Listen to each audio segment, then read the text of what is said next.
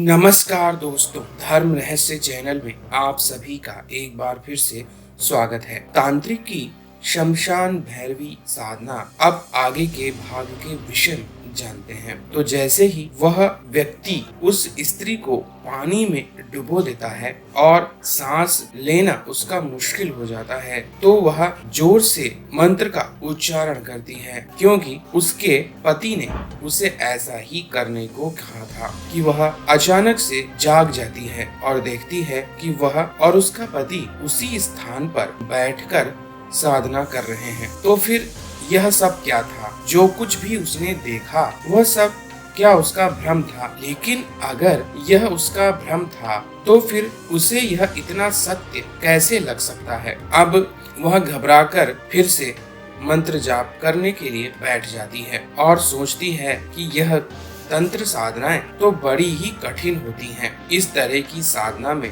आपके जीवन के साथ बहुत बड़ा संकट भी आ सकता है। ऐसा लग रहा था जैसे कि सांस लेना सचमुच में मुश्किल हो गया है। अपने गले को छूती है तो वहाँ गर्दन पर निशान भी उसे महसूस होते हैं। इस प्रकार उस दिन की साधना संपन्न हो जाती है और वह अपने पति के साथ वापस घर आ जाती है। अपने पति के पास वह आकर उनसे सारी बात बताती है। तब वह कहते हैं कि तंत्र साधना में विचित्र प्रकार के अनुभव होते हैं। गुरु ने मुझसे कहा था कि तुम्हारी पत्नी के लिए यह सब कुछ आसान नहीं होने वाला है, इसीलिए तुम्हें ज्यादा सावधान रहने की आवश्यकता है। समय बीतेगा और वह शक्ति तुम्हारे अंदर किसी दिन आ जाएगी, तब तुम्हें और भी ज्यादा तीव्र परीक्षाएं देनी पड़ सकती हैं। इस बात को समझो, यह चीजें आसान नहीं होती हैं। तब वह स्त्री कहती है कि आपकी बात सत्य है, लेकिन अगर मैं ना कर पाई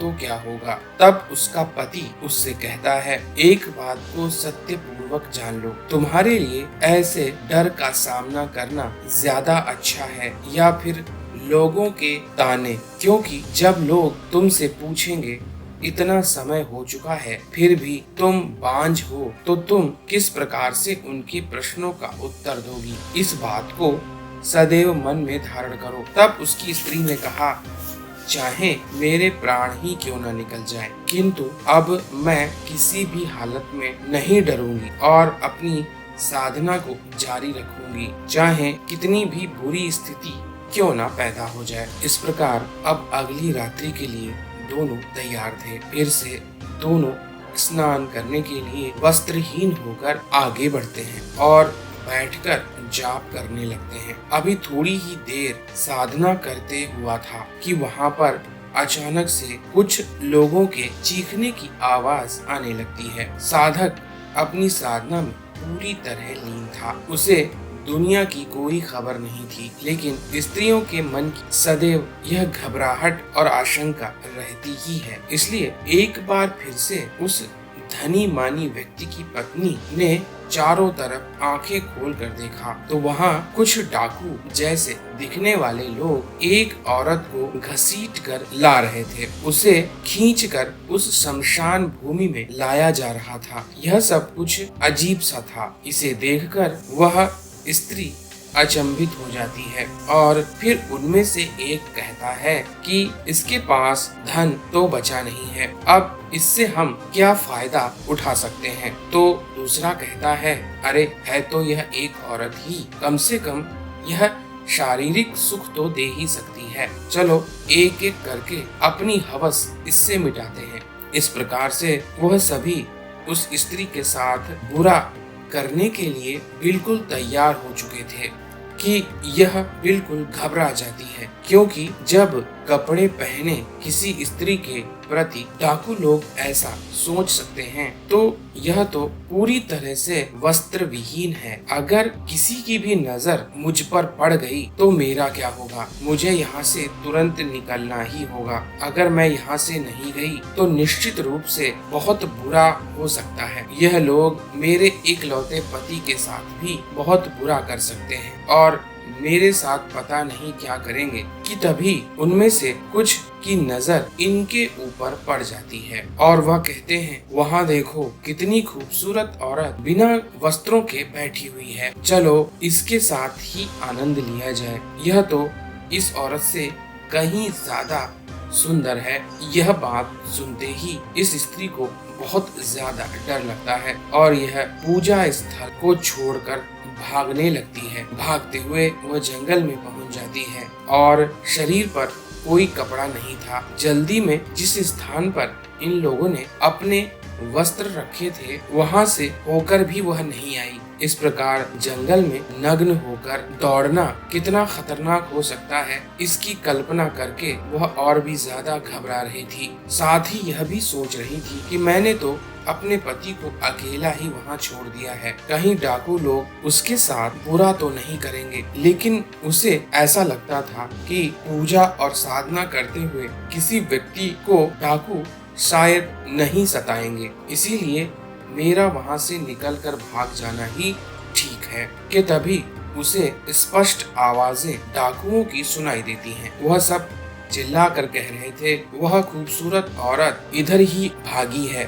उसे पकड़ो, कहीं भी मिले उसे खींच कर लाओ। यह सुनकर यह और भी ज्यादा घबरा जाती है। सामने एक गुफा उसे दिखाई पड़ती है। छिपने के लिए यह स्थान बहुत उपयुक्त था, इसीलिए इसने सोचा कि चलो हम लोग अगर इस गुफा के अंदर प्रवेश करें तो शायद डाकुओं की नजर न लगे। लेकिन वह बार बार यह बात भूल जा रही थी कि वह अकेली ही है, फिर भी उसके पास और कोई विकल्प शेष नहीं, इसलिए उस गुफा में प्रवेश करने के अलावा उसके अतिरिक्त कोई मार्ग उसके पास नहीं बचा था। उसने जल्दी से दौड़कर गुफा के अंदर प्रवेश कर लिया और सामने जो देखा, अब तो स्थिति और भी ज्यादा खतरनाक थी, क्योंकि यह एक शेर की गुफा थी। उस गुफा के अंदर एक शेर, एक शेरनी और उसके दो छोटे बच्चे थे। सभी सो रहे थे, लेकिन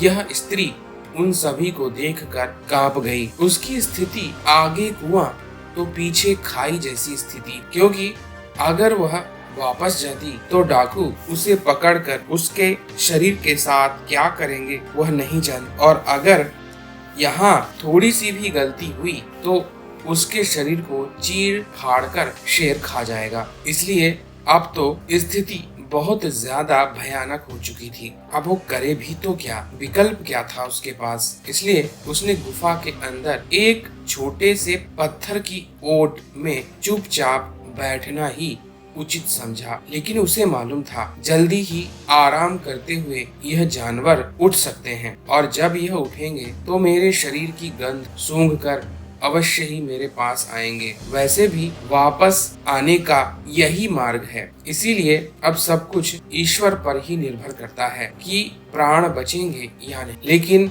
एक स्त्री के लिए अपनी इज्जत खोने से बड़ा कुछ भी ज्यादा नहीं है, इसीलिए चाहे वह शेर के हाथों क्यों ना मार दी जाए, अपनी इज्जत नहीं गवाएंगी। यही सोचकर वह वहाँ पर बैठ जाती है। इधर डाकू भी उस गुफा के आसपास पहुंचकर चिल्लाते हुए नजर आ रहे थे। उनकी आवाज को सुनकर अब शेर और शेरनी जाग गए, क्योंकि शेरनी अपने बच्चों को लेकर बहुत ज्यादा रक्षात्मक होती है, इसीलिए वह और भी ज्यादा चौकन्नी हो गई। इधर शेर भी इस तरह का शोर और शराबा सुनकर जाग गया था और शेर और शेरनी दोनों आक्रामक तरीके से गुफा के दरवाजे की तरफ बढ़ने लगे, जहां से उन्हें बाहर निकलकर चारों ओर देखना था। इधर डाकुओं की आवाज सुनकर स्त्री बहुत ज्यादा भयभीत हो गई कि तभी उसने अंदर की ओर देखा तो शेर और शेरनी दोनों अब उसकी ही ओर बढ़ रहे थे। अब क्या होगा, क्योंकि अगर वह भागकर बाहर निकलती है तो डाकू लोग उसे तुरंत पकड़ लेंगे, और अगर वह चुपचाप बैठी रहेगी तो